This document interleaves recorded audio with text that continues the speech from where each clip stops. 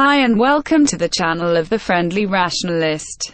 In this video, I would like to propose a new set of ideas about gun control, hopefully based on a rational approach. I am confident this is at least interesting, but I would appreciate to have constructive feedback in the comment section, so I have the chance to improve my proposal. Let's start with a remark. I think I have to criticize the two mainstream points of view about gun control in the US. But please note that I am only attacking ideas, and not the persons holding these ideas. If you are not from the US, keep in mind that the whole approach could be valid anyway. A majority of, but not all, liberals are in favor of not only background checks but the ban of high-capacity magazines and the so-called assault weapons. How do we evaluate this? First of all, universal background checks will discourage at least some people who shouldn't get a gun to get one. It is true that some background checks already cover about 80% of the transactions, but private-to-private transactions are not covered by federal laws. So they are not covered in some states. In the end, the effectiveness of these will depend on how the measure is accepted by the population. I am not convinced at all by the bans of weapons and accessories. Even if they can be enforced, all one has to do is to train to change magazines fast, or to change their plan of attack a bit. More importantly, one has to remember that mass shootings are a very minor part of the gun death in the US, and that in most of gun death cases, these weapons are not really needed. In 1 year, according to data from the FBI, about 40 people fall victim to mass shootings. This corresponds to about 0.13% of firearm deaths. Importantly, we should also notice that these are a non-negligible restriction of freedom, especially with the bans. Now of course the loss of life and the suffering of the families of gun victims saddens me deeply. But reducing the freedom of a whole nation also has psychological consequences. If we don't accept the inherent risks linked to being a human, I'm afraid we are going to choke in our own protection rules eventually. So even when emotions are involved, we should never forget that aspect. Another often forgotten point is the huge effort the state will have to deploy to enforce harsher regulation, especially, and this is important, if a large portion of the population absolutely disagrees. Not taking this into account will create the equivalent of the drug war, but about weapons. Also keep 3D printing in mind. Criticism of the bans also comes to mind when considering the worst-case scenario, in which democracy is taken over by a tyrannic force. And here again, weapons bans can hurt the resistance to oppression by removing options. There is a smart counter to this that I hear often: the rebels will be droned and have zero chance to win. If the resistance comes from a very small minority, this is true. In that case, guerrilla is simply not an option. But if the resistance comes from a large minority or a majority, then they will have at least some civilian support, which is very important.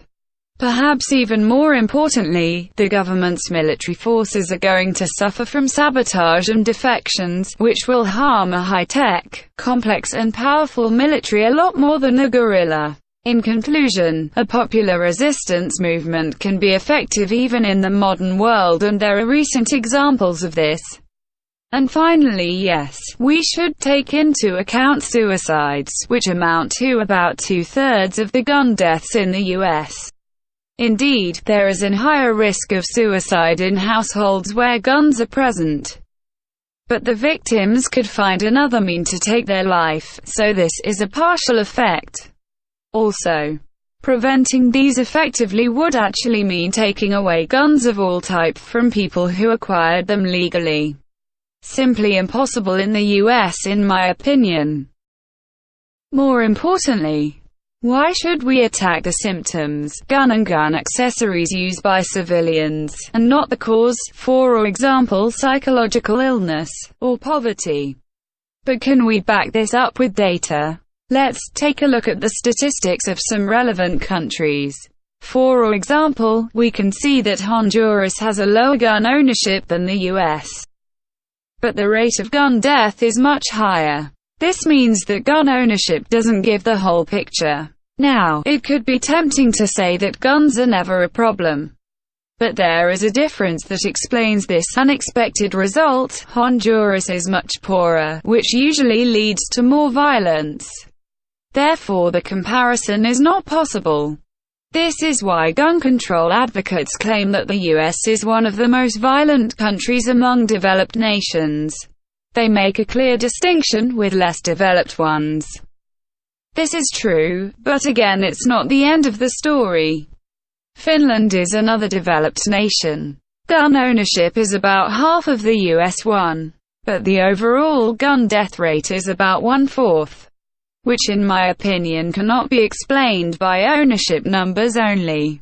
So grouping developed countries doesn't solve the problem either. But let's take a look at poverty data. Yes, the US have a larger population of poor people, and more gun death. Now we can see that across the table, more poverty seems to mean more gun death than expected. And after all, is it really that surprising? In fact, I suspect that poverty can be one of the root causes of gun violence. Overall, I'm afraid that attacking the symptoms could be not worth the effort, considering everything. In my opinion, attacking the causes like poverty, mental illness, cultural paranoia and the acceptation of violence will be more effective. And even if attacking the symptoms is worth it, attacking the causes will still be more effective, at least in the long run. This is because these measures will fight at the same time gun violence and also tackle causes that are huge problems by themselves. Why not kill two birds with one stone then? Attacking symptoms is inferior, except perhaps as a stopgap. Maybe both could be tried at the same time. But wouldn't it look a bit incoherent? Regarding conservatives, a majority seems to want to keep laws as they are. But is this really viable? To evaluate this, we again need to look at statistics. In the US in 2016, there were about 39,000 gun-related deaths. This means about 10 times the number of victims of the September 11th attacks every year.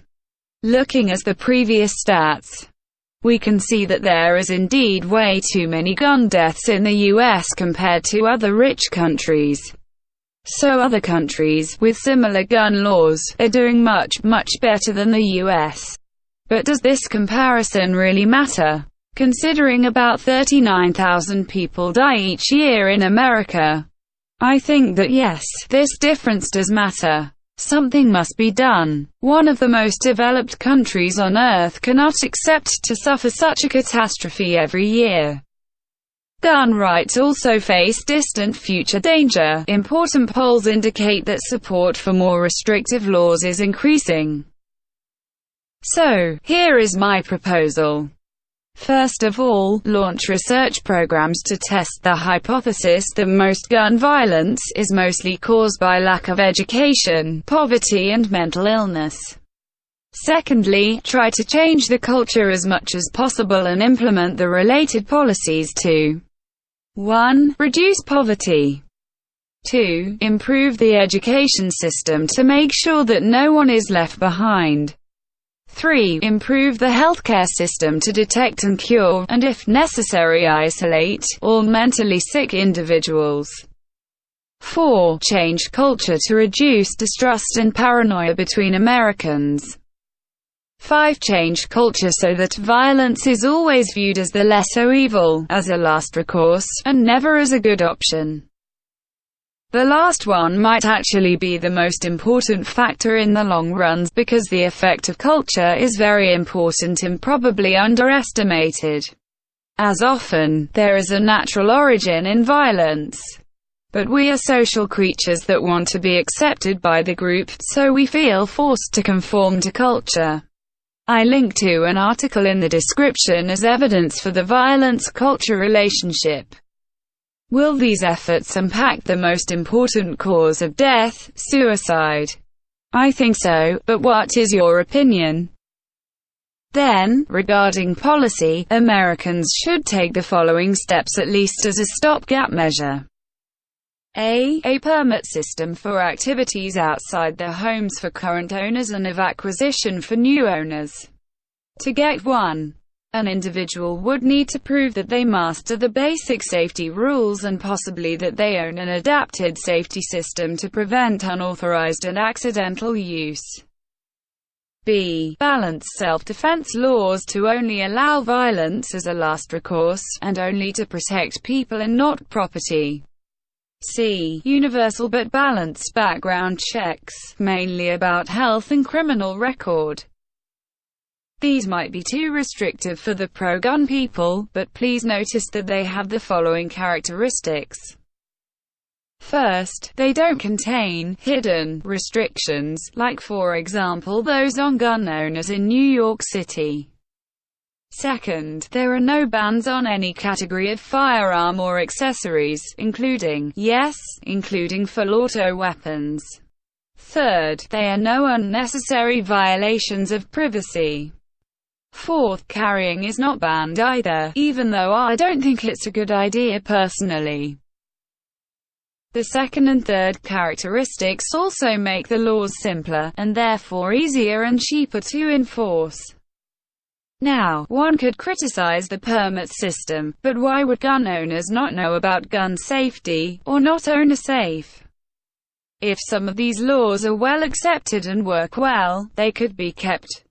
I think they should be a cultural push towards their acceptance, personally.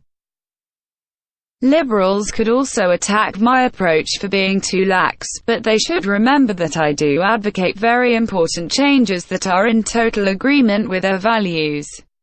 I understand that a full-auto weapon is scary, but we probably should be more scared about the insidious depressions that lead to sometimes unforeseeable suicides, for example.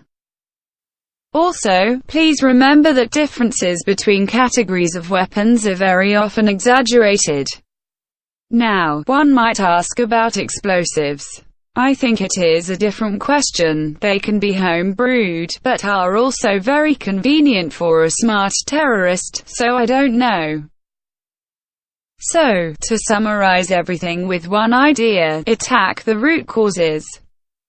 By the way, I think that in this particular case, both sides bring useful points to the table. We are reaching the end of this video. Feel free to criticize and comment, but before doing so about my argumentation, remember to check the list of sources I provide as evidence. They are in the video's description. Thank you for watching and have a nice day. See you for the next video.